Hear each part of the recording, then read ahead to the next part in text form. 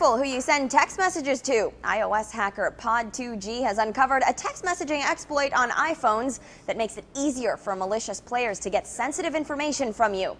The technique involves falsifying part of a text message called a user data header, or UDH. If you respond to a message with a spoofed UDH, your reply can go to any phone number an attacker specifies, even if your iPhone says the message is going to your mom or your spouse or your bank. Some good news is nobody will be hacking your phone with this exploit. Ars Technica says the problems would come from phishing attacks, where the target volunteers sensitive information. First things first, this loophole reportedly does not involve any kind of code execution, so a dedicated hacker won't be able to use it to take over your iPhone. But there could still be potential privacy breaches as a result. Is it as bad as it sounds? The vulnerability has been around since 2007 in all 5 iPhone versions, and Engadget suggests if it hadn't been a problem all this time, it's not likely to become one now. VentureBeat explains phones that use UDH properly would show both the number you're replying to and the number from which the original message came, and would immediately tip you off that something fishy was up.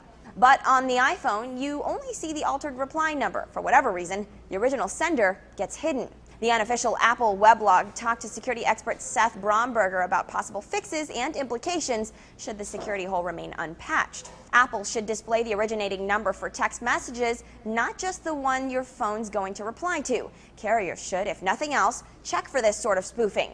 Not necessarily to stop it, but just to know it's going on. If it continues, text messages shouldn't be used as evidence in court. This exploit means that texts on Apple devices are forgeable. Apple has yet to comment on the breach, but it does have time to update the beta version of iOS 6 in the remaining weeks before it launches. For News, I'm Christina Hartman, multiple sources, The Real Story.